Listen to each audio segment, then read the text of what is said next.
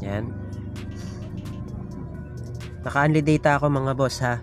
Yan, kapag yung download nyo mataas, 46, 45 pataas, okay yan. Basta yung ping nyo nasa 15 to 25 ms lang. Okay? Tapos yung upload nyo, kung ilan yung kakayanin, kung kaya ng 15 o 10 pataas. 10 pataas mga boss, okay na yun. Goods yun. Okay? So, basta yung ping nyo, babantayan nyo, dapat nasa 15 lang yan. 15 pataas yan. Okay? So, kung mababa sa 15 yung ms nyo, mas maganda. Okay? Kasi kayang-kaya niya mag-play ng mga 1080p na video na 12 hours. A few moments later. Try natin sa YouTube. Okay? Yan. Try natin mag-YouTube ng 12 hours video na naka 4K. So, to try natin to. Ito yung madalas natin na ito kasi yung may 12 hours video na naka 4K tapos meron siyang 1080p mga boss. Kaya ito yung madalas ko i-play kasi ito yung pinag-testing ko madalas. Advance 1080p. Ayan, diba? Makikita nyo nag-play ka agad siya. Hello guys, welcome back dito sa ating YouTube channel. Kumusta? Salamat nga pala sa walang sawa at patuloy na pagsuporta dito sa ating YouTube channel. So meron naman tayong update sa inyo mga boss para po sa lahat ng gustong mapalakas yung kanilang mga internet signal. Okay? Kung ikaw ay nasa probinsya, okay, sa liblib na lugar, patry na lang po itong ating APN. So kailangan po meron po kayong internet, okay, na maganda-ganda para matry nyo po itong ating APN setup para malaman natin kung nakatulong po or hindi itong video tutorial natin. Okay, so kung kayo po ay mga nasa probinsya, sa mga liblib na lugar, pwede po kayong pumunta sa bayan or sa palengke kung saan po makakasagap po kayo ng maganda-gandang signal. Okay, para malaman natin, okay, kung working po sa inyo tong video tutorial natin. Okay, so simulan na po natin mga boss. Punta tayo sa settings. Okay, click natin yung SIM card and mobile networks, token text. Hindi ko alam kung ano mga unit ng phone nyo, pero kung alam nyo po kung saan masaset up yung APN, okay, so sundan nyo na lang po itong video. Okay, click natin tong access point names or APN. Click natin yung new APN. So dito sa akin nasa baba, pero yung sa iba dyan nasa kanan. Okay, so try natin. Ito po yung name niya mga boss, Spark APN. Okay, yan, Spark APN. Yan po yung kanyang pangalan, Spark APN. Click natin yung okay. Then click natin yung APN. Ito po yung kanyang APN mga boss, Spark.internet. Yan, Spark.internet. Click natin yung okay. Then yung kanyang username mga boss, ito po yung kanyang username, @spark apn.net. Okay, yan po @sparkapn.net. Click okay. Tapos yung kanyang password mga boss, ito po yung kanyang password, @sparkapn. Okay, yan po yung password niya. Click natin yung okay. Then diretso tayo dito sa server mga boss. Ito yung pinaka server niya mga boss, www.google.com. Click natin yung okay. Then punta tayo dito sa authentication type. Authentication type niya mga boss, try nyo, nakapop lang po yan. Okay, authentication type naka-pop. Tapos yung APN type mga boss, naka-default lang po ito. Yan, naka-default lang po siya. Click OK. Tapos yung kanyang APN protocol, IPv4, IPv6 lang po. Yan, IPv4, IPv6. At yung kanyang bearer, naka-unspecified lang po. Okay, so sa mga naka 2G, 3G, 4G, 5G LTE, yan, unspecified lang po. Ibig sabihin pangkalahatan siya. Ngayon, kung kayo po ay naka LTE, pwedeng LTE lang. Okay, pwede rin naman dalawa, unspecified tsaka LTE. Okay, pero sa atin kasi unspecified lang para good for pangkalahatan na siya.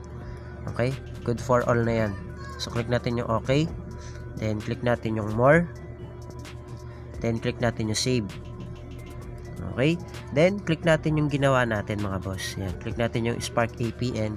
Then, itry natin na airplane mode. Kaya lang, sama ko lang yung hotspot kasi may mga naka-hotspot sa atin.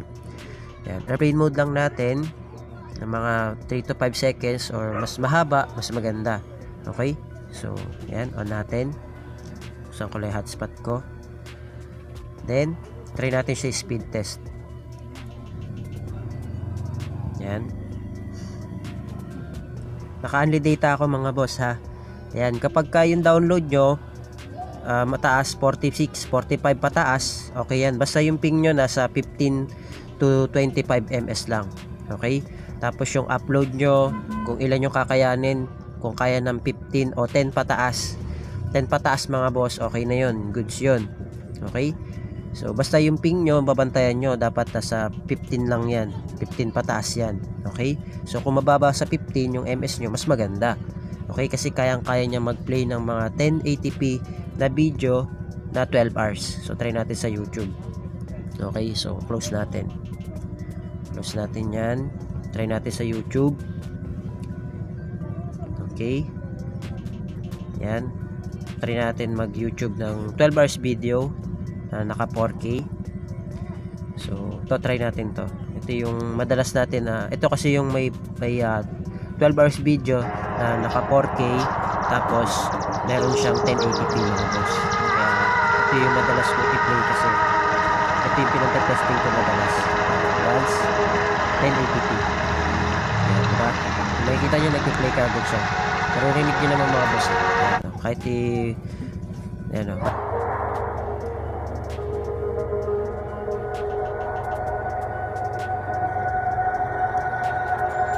Nakita-kita nyo mga boss, nagpi-play po siya ng video.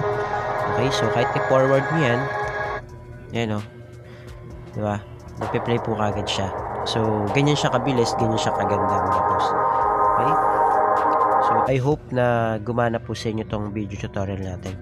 Dapat ganyan po kalakas yung inyong mga APN setup kasi maganda yan mga boss. Partida yan mga boss, so kita nyo, today naka 2.71 gig na ako, tas this month 184.3 gig. So, ganyan din kami kalakas mga boss mag-consume. Yan. May mga nakakonect sa amin ng 5. O, nakakonect sa akin 5. So, naka-only data po pala ako niyan mga boss. Good for 30 days. Yan. May nakakonect sa akin ng 5. Okay? So, ginawa na namin siyang wifi mga boss para makagamit lahat. Okay? Kasi, ngayon medyo nga nagmahal na. Pero kung tutusin, halos kapresyo na niya yung wifi natin. Okay?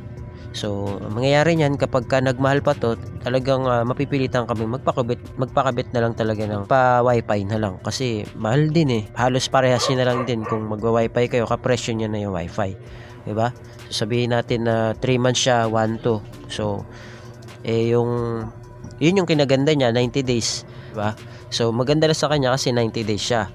1-2. Pero halos di siya nalalayo dun sa wifi natin. Talagang sulit ka na rin dun kasi halos talaga lahat walang agawan ng internet kasi talagang wifi yun. Kahit papano malakas-lakas talaga yun pagka maramihan.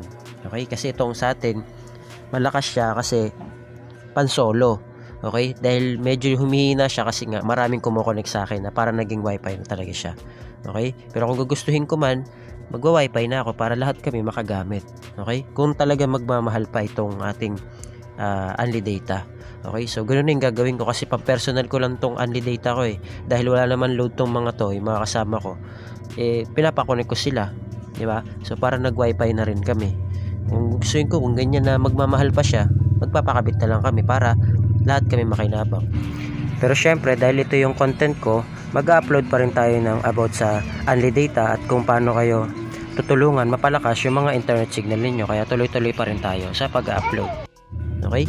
So, yun lang mga boss. Maraming salamat. Thank you, God bless. See you on my next video.